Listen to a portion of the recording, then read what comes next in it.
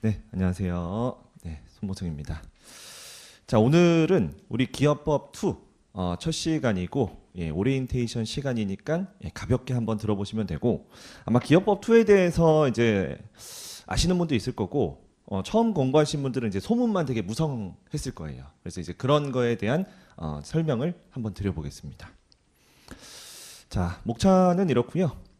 일단은 제 소개 먼저 드리면 저는 이제 좀 다른 분들이랑 다르게 실무를 같이 하고 있습니다. 제 이제 주 직업은 이제 회계법인에서 이제 파트너로 일하고 있고 수업 있을 때마다 여기 와서 아니면 이제 우리경영 아카데미에서 수업을 하고 있고요. 뭐 한양대학교에서도 수업을 하고 있습니다.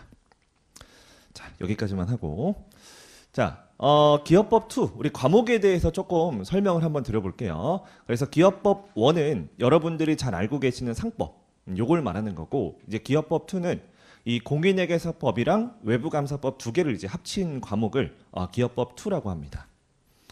자, 기업법 2 같은 경우가 올해 25년도에 처음 출제가 됐습니다. 그래서 그 전까지 24년까지는 이 상법 내에 어음법, 수표법, 어수법이라고 하죠. 예, 그게 이제 원래 나왔다가 어수법이 사라졌어요. 이제 제가 이 공부했을 때는 어수법이 상당히 이제 까다로웠고 그리고 요새는 어수법을 어음과 수표를 거의 안 써요. 저 같은 경우도 이제 실무를 하다 보면 가끔 지방 공장 이제 재고 실사를 가면 그때 어음 수표 실사를 하는데 그때 가끔 있습니다. 그래서 요즘에는 다 전자음, 전자수표 이렇게 가기 때문에 거의 이제 필요가 없고요. 이제 대신에 이제 올해부터 이 공인회계사법이랑 외부감사법이 조금 등장을 했고 그렇다는 말은 뭐냐? 요게 이제 회계감사랑 관련이 되게 큽니다. 그래서 우리 책 제목도 그렇듯이 제가 회계감사와의 어떤 관련이 있는지 이런 것도 설명을 드려볼게요. 자, 그래서 이 회계감사의 시험 범위에 속하느냐 안 속하느냐 아니면은 이 기업법 2를 공부하면 회계감사를 조금 편하게 할 수 있느냐 이런 걸 질문을 많이 주셔서 요걸 제가 먼저 설명을 드리겠습니다. 우리가 배우는 기업법 2는 아까 말씀드렸듯이 우리 공인회계사법, 이 CPA법이라고 하는 요 법이 하나 있고요. 그리고 외부감사법이라는 법이 두 개가 있습니다. 외부감사법의 정식 이름은 주식회사 등의 외부감사에 관한 법률이에요. 좀 복잡합니다. 자, 요게 이게 두 가지가 우리의 주인공인데 제가 얘를 조금 더 크게 그렸습니다. 의도적으로. 범위가 좀 더 많아요. 자, 우리가 배우는 시험 범위는 공인회계사법, 외부감사법인데 그렇다면 회계감사의 범위는 어떻게 되느냐? 놀라지 마세요. 회계감사. 자, 범위가 뭐 한 이 정도 됩니다. 예. 자, 그죠? 실제로 이 정도 돼요. 그래서 회계감사 범위가 전체 요렇게라면 우리가 배우는 공인회계사법과 외부감사법, 외부감사법은 좀 더 많다. 한 이 정도? 예. 요 정도를 배우는 거예요. 그래서 우리는 요걸 전부 다 배우지만 회계감사와 겹치는 부분이 등장을 하게 되는 거죠. 그래서 겹치는 부분이라고 하면 이 부분을 배우기 때문에 회계감사의 어느 기본은 배울 수 있다는 거죠.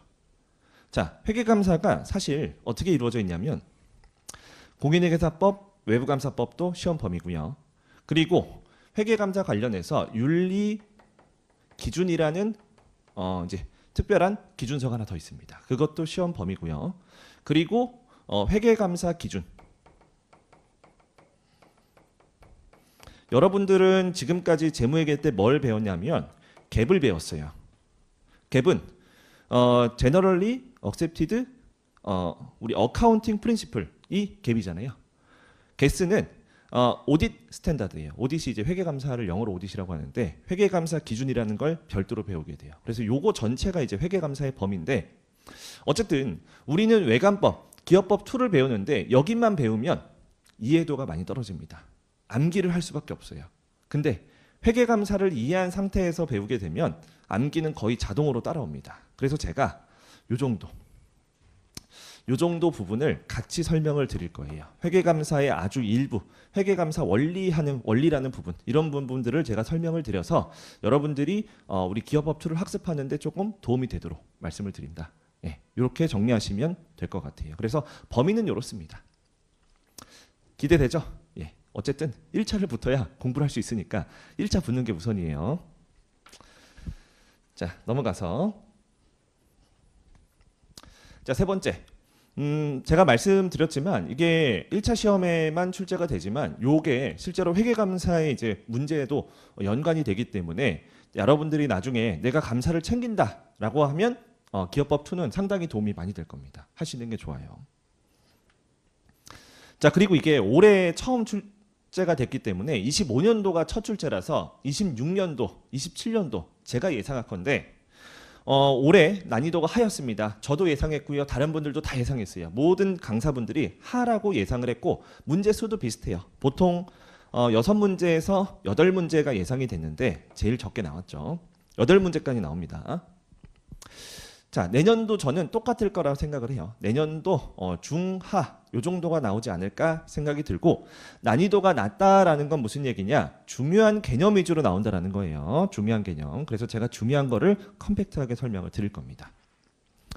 여러분들 혹시 정부회계 다음 주에 공부하실 텐데 정부회계도 마찬가지였어요. 제가 정부회계를 또 다음 주에 수업을 하는데 정부회계가 제가 공부했을 때는 시험 범위가 아니었습니다. 시험 범위가 아니다가 언제부터 나왔냐? 2012년부터 정부회계가 회계사 시험에 등장을 했어요. 자, 2012, 13, 14 난이도가 하였습니다. 다 낮았어요. 왜? 어쩔 수 없이 이게 뭔가 시험에 지각 변동이 일어나면 처음에 이제 약간 다들 몸을 사리세요. 교수님들이 공격적인 문제를 못 냅니다. 그렇기 때문에 쉬운 문제를 내서 내년도 마찬가지예요. 내년도 어렵게 안 나올 거라는 게 저의 생각입니다. 자, 그 다음에 세 번째. 그러면 요 공인회계사법과 외관법이 도대체 뭐냐? 이걸 제가 간단하게만 설명을 드려볼게요. 자, 일단 공인회계사법부터 설명을 드리면 대충 요 정도 내용이에요. 6개 주제가 있는데 보면은 여기는 공인회계사법의 주인공은 공인회계사 사람이고요. 그리고 공인회계사가 여러 명이 모인 조직 회계법인, 이 두 주체가 주인공입니다. 그래서 우리가 어떤 업무를 하고, 우리라고 하면 공인회계사 되려면 어떻게 해야 되고, 여러분들이 이미 알고 있습니다. 공인회계사 되려면 기본적으로 어떻게 해야 돼요? 2차 시험 붙어야죠. 이런 내용 배우는 거예요. 자, 하지만 이런 거는 이제 좀 곁다리고요. 여기부터가 이제 조금 중요해요. 그래서 세 번째부터 가면 공인회계사로서의 업무 수행 방식. 내가 개인 사업자로 할 수도 있고요. 아니면 회계법인을 만들어서 법인 사업자로 할 수 있습니다. 이런 거 배우는 거. 네 번째, 공인회계사로서 내가 해야 되는 의무가 있고요. 아니면 이걸 안 했을 때 어떤 불이익이 있는지 이런 것들도 있고요. 그리고 제일 중요한 게 이거예요. 결국 이 공인회계사법과 외관법을 시험 범위로 들어온 이유가 회계감사를 좀 맛보라는 거예요. 그렇기 때문에 이 회계감사 수임이 불가능한 상황을 막 제시해 줍니다. 그래서 그런 내용들이 엄청나게 중요하고, 당연하겠지만 올해 시험에도 나왔고 작년에 금융감독원 모의 문제에서 나왔어요. 제가 뒤에 가서 보여드릴 겁니다. 그리고 그 외에 뭐 우리 한국공인회계사 협회 아니면은 외국 공인회계사는 우리나라에서 일을 할 수 있느냐 없느냐 뭐 이런 것들, 이런 것들이 공인회계사법. 자, 그러면 외부감사법은 뭐냐? 자, 외부감사법의 감사. 이 감사가 뭐의 약자냐? 여러분들 다 알고 있는 회계감사의 약자예요. 외부 회계감사라고 합니다. 자, 그렇기 때문에 무슨 내용이 나오느냐? 회계감사에 대한 이런 각종 규정들이 나와요. 자, 다시 여기 와봐서 그렇다면 외부감사법의 내용과 회계감사 기준은 무슨 차이가 있나요? 라고 궁금해하실 수 있어서 설명을 대충 들어보면 이런 거예요. 기본적으로 회사가 있고 감사인이라고 해서 뭐 공인회계사가 있다고 칠게요. 회계감사를 하는데 기본적인 프로세스가 어떻게 되냐면 회사가 우리 감사인한테 재무제표를 제출해 주고요. 감사인은 회사한테 감사 보고서를 제출을 합니다. 즉 재무제표를 감사하고 그 감사에 대한 결과를 내는 거예요. 이게 프로세스입니다. 자, 그러면 개수는 뭐냐면 네가 재무제표를 딱 봤을 때 어떤 식으로 감사 행위를 할지 요거에 대한 하우에 대한 문제예요. 자, 외부감사법은 무슨 내용이 나오느냐? 그런 내용이 아니에요. 행위가 아니라 언제까지 누구한테 제출해야 되는지 각종 우리 행정 관련된 규칙을 담은 내용입니다. 그래서 조금 포인트가 다르죠. 예, 이렇게만 보시면 돼요. 자, 그래서 어떤 내용이 주로 있느냐? 자, 회계감사가 주인공인데 아까 말씀드렸듯이 감사인, 오른쪽에 있는 게 감사인, 감사대상 회사, 왼쪽에 있는 건 회사, 요거 두 사람이 주인공이 돼서 이네 둘이 어떤 식으로 업무를 할 것인지 이런 내용입니다. 그래서 우리가 공인회계사 중에서 어떤 사람은 감사를 못하고요, 어떤 사람은 할 수 있어요. 뭐 이런 내용. 어떤 회사는 감사를 안 받아도 되고요, 어떤 회사는 반드시 받아야 돼요. 뭐 이런 것도 있고요. 자, 그리고 감사 계약을 할 때 어떤 우리가 절차가 필요한지 뒤에 가서 배우겠지만 뭐 증권선물위원회 뭐 이런 거 나옵니다.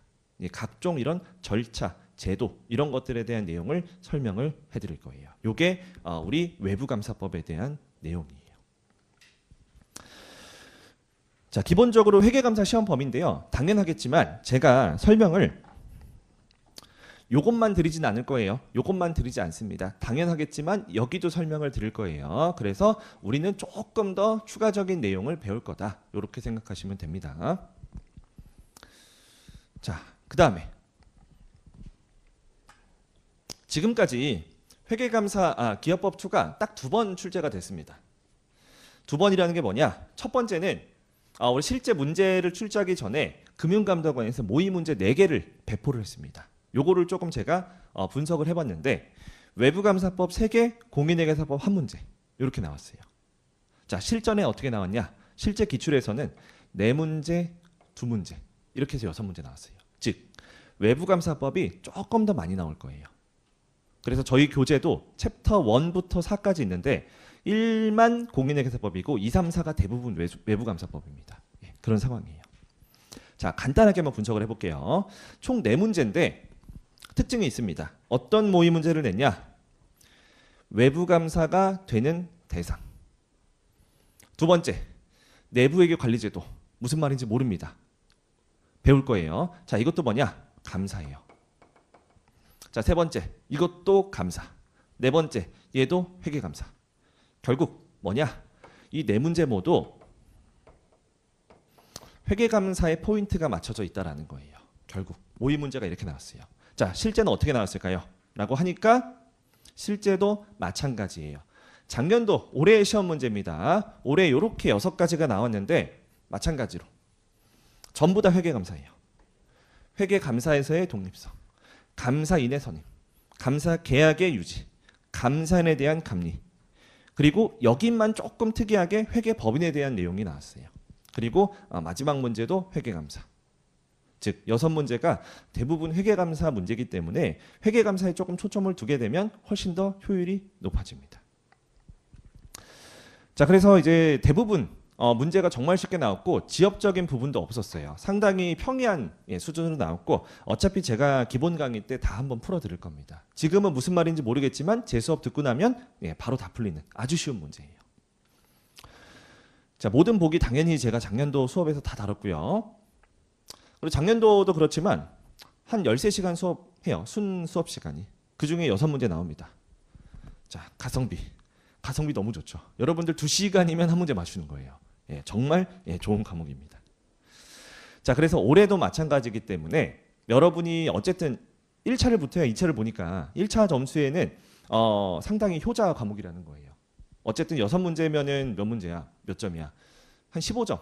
8문제 나오면 한 20점. 이렇게 건집니다. 총점 기준으로 상당히 비중이 커요. 이렇게 가성비 좋은 과목이 별로 없습니다. 정부회계랑 기업법 2. 뭐 이 정도예요. 네. 자, 그러면 어떤 식으로 여러분들이 해야 되냐? 자, 학습 방법입니다. 자, 일단은 제가 수업을 할 때 기본 축은 회계감사입니다. 왜? 회계감사를 배워야 여러분들이 왜 이런 제도를 하는지 이해가 될 겁니다. 이렇게 설명을 드릴 거고요. 자, 그리고 당연히 중요한 건 뭐냐면 우리는 어차피 객관식이에요. 그렇기 때문에 객관식에 초점을 맞춰서 공부를 해야 됩니다. 회계감사는 그냥 덤이라고 보시면 돼요. 예. 자, 그렇기 때문에 연도, 금액, 조건 이런 것들이 훨씬 중요해요. 실제 시험에 초점을 맞춰야 되기 때문에 이런 키워드에 대한 학습이 필요한데 제 교재를 보면 OX 문제도 있고 객관식 문제도 다 있습니다. 그래서 실제로는 여러분이 문제에 조금 더 초점을 맞춰야 되는 거죠. 자, 마지막. 자, 수업 방식은 어떻게 진행되느냐? 일단은 잘 안 보이실 텐데 올해 교재를 사셔야 됩니다. 작년 교재는 왜 안 되냐? 기출 문제가 없어요. 예, 올해 기출 문제도 없고 내용 추가가 많지는 않은데 개정이 조금 있습니다. 아주 약간의 개정 사항이 들어갔기 때문에 반드시 올해 교재를 해야 되고요. 제 교재 특징은 일단은 기본서지만 OX 객관식 다 있습니다. 내가 진짜 시간이 너무 없다. 요거 하나만으로도 돼요, 사실은. 하지만 제가 작년도도 그랬듯이 객관식 강의, 파이널 강의를 별도로 있긴 합니다. 그래서 그건 들으셔도 되고 시간이 정말 없다, 기본서로도 커버가 되도록 제가 만들었습니다. 그리고 이제 마지막에 보면은 저희 교재 뒤쪽에 법전도 들어가 있어요. 그래서 한 권으로 다 정리를 할 수 있게 제가 만들어 놨습니다. 자, 그리고 교재가 전체 이제 챕터가 4개인데 챕터 1은 공인회계사법, 챕터 2, 3은 거의 외감법이 중심입니다. 외부감사법이 거의 주인공이고요. 챕터 4는 약간 나오기 어려운 친구들, 좀 지엽적인 부분만 다 몰아놨어요. 뭐 그런 느낌이라고 보시면 돼요. 근데 물론 여기서 챕터 4 중에 1에서 2장은 엄청 중요합니다. 나머지 3장부터 조금 지엽적인 부분 이렇게 몰아놨어요. 제가 뒤에 가서 또 설명을 드릴게요. 자, 예상 시간. 저희가 이제 오늘 월요일이니까 목요일까지 총 5회로 진행이 될 거니까 요 정도 안에서 다 끝날 겁니다. 월화수목금 이렇게 보시면 돼요. 그래서 5회로 끝내는 우리 기업법 2, 5회로 끝내고 6문제 건지는 이런 과목이 될 겁니다. 난이도도 높지 않을 거니까 기업법 2는 거의 효자 과목이라고 생각하시고 꼭 공부를 하세요. 자, 이렇게 일단은 오리엔테이션을 하고, 자, 쉬기 전에 제가 간단하게 회계감사의 기본 흐름을 설명을 좀 드리겠습니다.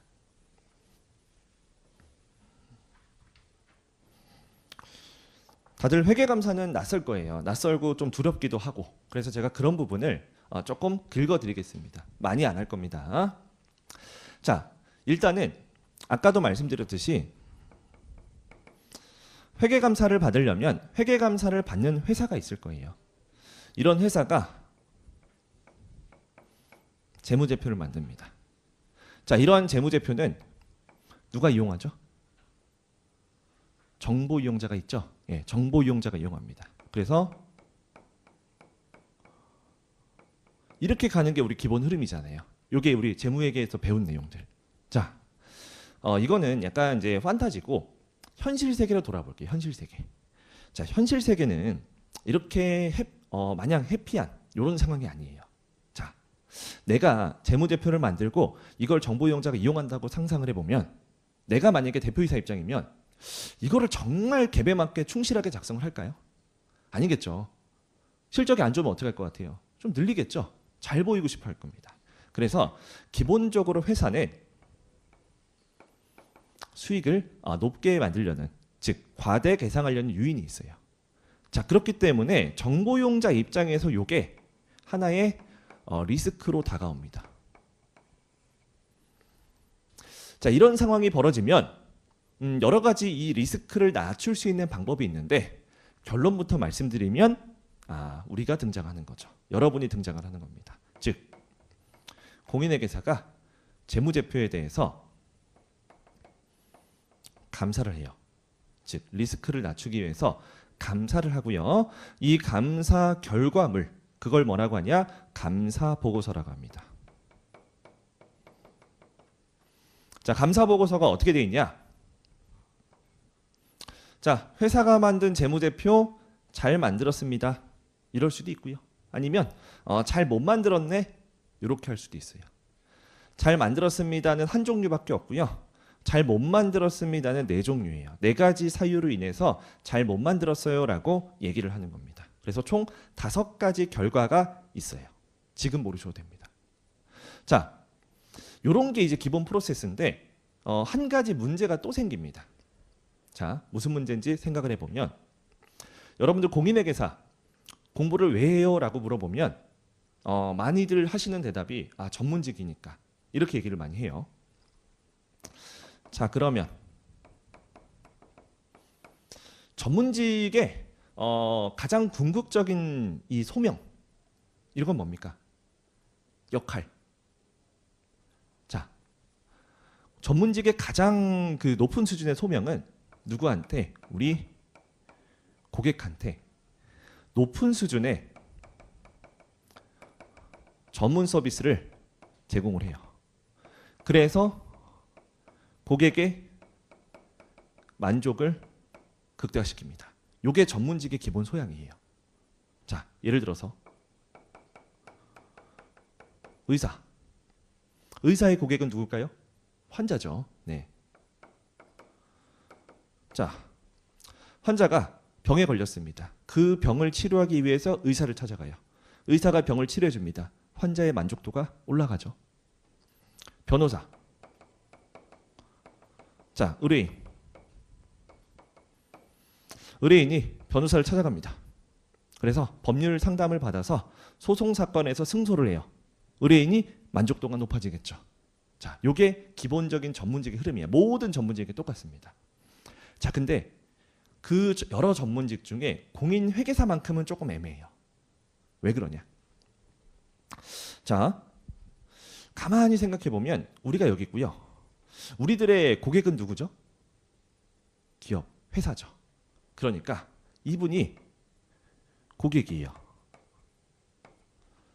즉, 돈 주는 사람이 고객이고 실제로는 이 사람이 우리한테 돈을 줍니다. 그래서 고객인데 가만히 생각을 해보면 만약에 전문직의 소양에 맞게 고객의 최고의 만족을 이루기 위해서는 이 상황에서 어떻게 해야 됩니까?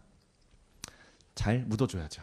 잘 눈 감아주고 뭔가 분식 회계를 했을 때 이거를 눈 감아줘서 정보 이용자가 모르게 하는 게 전문직의 소양이 되는 거죠. 자, 그러면 안 되잖아요. 그렇죠? 그래서 이 공인회계사라는 건 다른 전문직과 다른 특징적인 부분이 바로 여기에 있어요. 그래서 나라에서 무슨 얘기를 하느냐? 자, 너네 고객 만족도를 최선으로 생각하는 거 맞아. 하지만 그거 이전에 누구를 생각해줘? 정보 이용자를 생각해 주세요. 라고 한 거예요. 그래서 자격증에도 아예 박아둡니다. 뭘 박아둔다? 이 CPAP가 뭡니까? 퍼블릭이죠. 퍼블릭이 무슨 뜻이다? 공공의, 공익의 이런 뜻이에요. 그래서 여러분들 자격증에 CPAP가 공익을 중요시해라라는 의미예요. 자, 그래서 여기 정보 이용자 측, 즉 공익, 퍼블릭에 대한 내용이 우리 공인회계사 업무 중에 가장 중심이 됩니다. 그래서 각종 제도들, 각종 규정들, 대부분의 규정들 그리고 규칙들이 다 뭐 때문에 생겼다? 이런 퍼블릭으로 인해서 생기는 겁니다. 둘이 뭔가 짬짬이해서 공익을 저해시키는 활동을 방해하는 각종, 방지하는 제도들이 바로 기업법 2의 내용이에요. 일반적인 전문직하고 많이 달라요. 그래서 이 퍼블릭 관련된 내용이 뭐냐면 아까 제가 잠깐 써드렸는데 공인회계사 윤리 기준이라는 게 있습니다. 엄청 복잡해요. 그래서 이런 것들도 여러분들이 나중에 배울 겁니다. 이게 바로 퍼블릭이라는 거죠. 자, 근데 공인회계사가 꼭 퍼블릭만을 위해서 하진 않습니다. 또 무슨 일을 하느냐? 퍼블릭의 반대말이 뭐죠? 프라이빗이죠. 사적의. 그래서 프라이빗 어카운팅이라는 게 있어요. 이거는 뭐냐? 저희끼리 줄여서 PA 업무라고 합니다. PA 업무. 요거 이제 회계감사 업무라고 하고, 자, PA 업무는 어디 들어가냐? 여기 들어가요. 그래서 여기가 창이라면 여기는 방패입니다. 여기서 재무제표에 대해서 감사를 하면 여기서 다 막아줘요. 이런 역할을 하는 게 PA 업무입니다. 그래서 완전하게 달라요. 공인회계사 고유 업무는 요건데 이런 업무들도 존재를 하는 겁니다. 자, 이 두 업무를 한번 비교를 해볼게요. 일단 요 구도에서 가장 갑은 누굴까요? 갑. 자, 우리는 퍼블릭이죠. 가장 갑은 여기예요. 정보 이용자가 1등. 자, 그 다음 을. 자, 조금 고민되긴 하는데 실무적으로는 여기인데 우리는 공부를 하는 입장이니까 여기예요. 왜? 우리가 법률에 따라서 이 회사를 정당하게 감사를 해야 되기 때문에 우리는 막강한 권한이 있어요. 그게 외관법에 나옵니다. 을, 병. 심각하죠. 이분들은 거의 죽어납니다. 자, 그래서 만약에 내가 실제 업무를 한다. 자, 업무량을 비교해 봤을 때, 자, 퍼블릭이 우리 감사 업무가 한 100시간이라고 생각하면 PA 업무를 하면 저도 이제 참 힘든데 한 150시간을 해요. 왜 그러냐? 자, 여기서 뭔가 회사한테 요구를 해요. 뭐 달라고 합니다. 그러면 이 회사는 어떻게 하냐? 가만히 앉아서 PA한테 메일 딱 보냅니다. 그대로 메일을 포워딩해요. 모든 일 다 합니다. 회사가 해달라는 거 다 해줘요. 시간이 많이 들죠. 자, 또 현실적으로 우리 수수료 둘 중에 어느 게 더 비쌀까요? 여기가 더 비쌀까요? 여기? 자, 잘 알고 계시네요. 만약에 여기가 한 1억 원이라고 치면 PA 업무는 경험상 한 0.4억, 많아야 한 4천이에요. 4천을 넘을 수가 없습니다. 거의 50% 40% 여기 밑으로 형성이 돼 있어요. 자, 근데 바보가 아닌 이상 시간도 많이 투입되고 가격도 낮아요. 자, 왜 하는 걸까요? 라고 하면 마지막에 결론이 나옵니다. 리스크예요. 자, 만약에 여기 PA 업무를 하는데 내가 업무를 잘 못했어요. 막 회사한테 혼납니다. 야, 내가 너 4천만 원 줬는데 이것밖에 못해. 자, 리스크는 그게 끝이에요. 혼난다. 없어요. 아무 리스크 없습니다. 자, 여기는 어떻게 되느냐? 만약에 내가 감사를 잘못했어요. 그럼 누가 피해를 봅니까? 여기서 피해를 봐요. 자, 이 정보 이용자가 한 명, 두 명이 아닙니다. 몇만 명, 몇십만 명 될 수 있어요.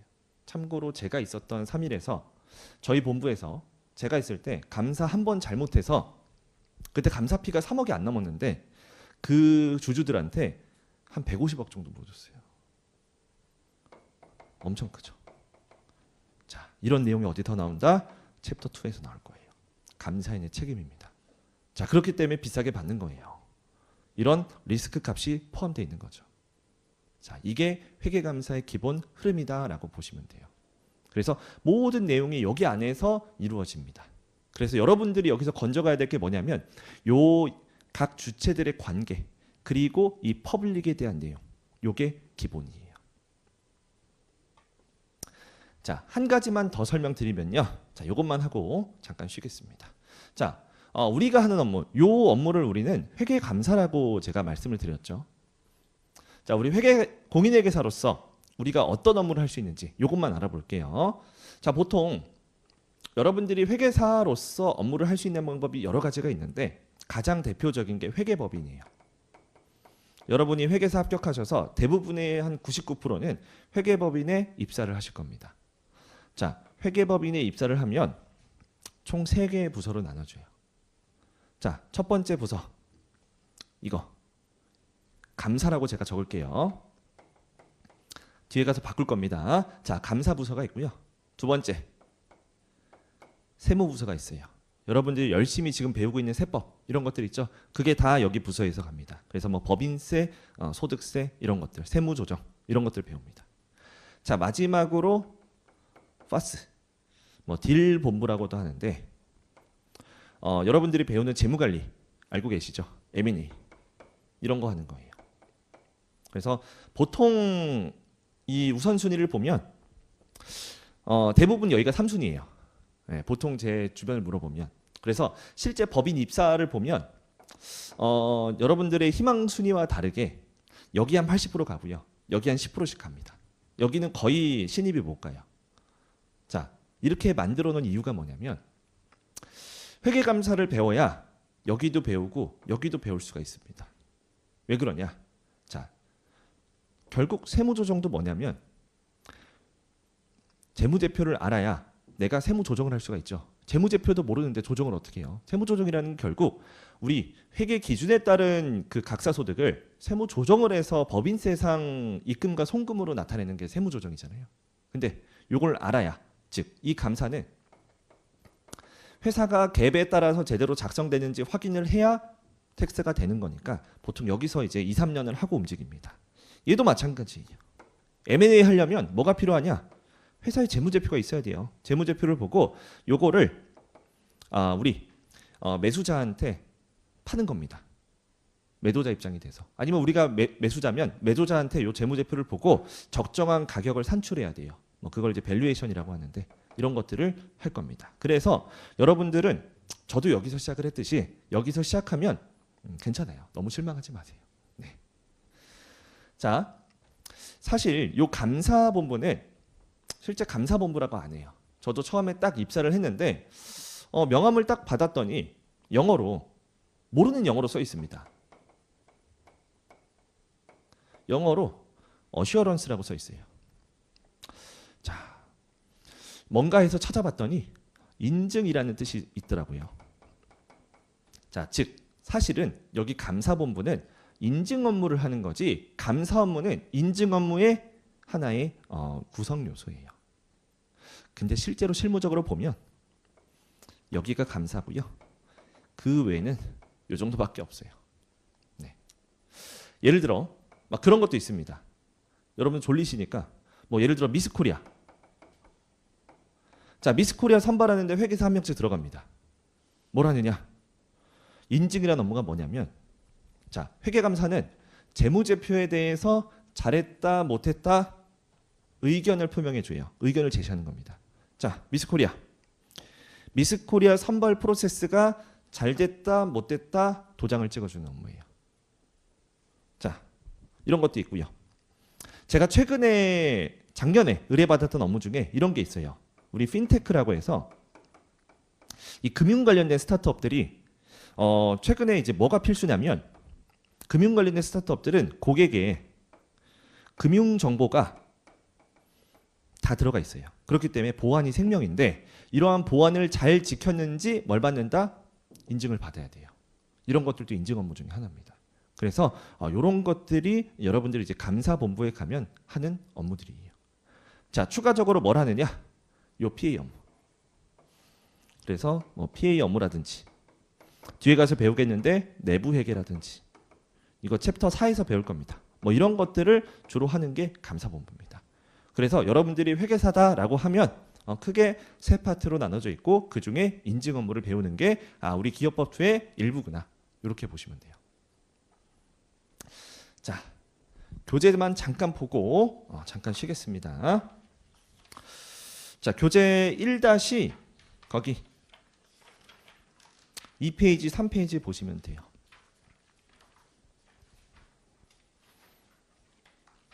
자, 그래서 제가 이렇게까지 설명드렸던 게 2페이지, 3페이지 내용입니다. 자, 그래서 2페이지를 보면 공인회계사라고 해서 제가 영어로 써놨습니다. Certified Public Accountant예요. 즉, 퍼블릭이라는 걸 반드시 기억하셔야 돼요. 내용이 여러분들이 잘 안 외워진다. 퍼블릭을 떠오르시면 모든 내용이 잘 이해가 됩니다. 이게 퍼블릭, 공익을 위해서 이런 제도를 만들었구나. 다 느끼실 거예요. 뒤에 가서 보입니다. 그래서 크게 세 가지 역할을 하죠. 기업회계 감시자, 두 번째 줄 세무대리인, 세 번째 경영자문가. 이걸 통해서 네 번째 줄 나와 있죠. 공익을 실현하도록 한다. 이 내용은 제가 만든 게 아니에요.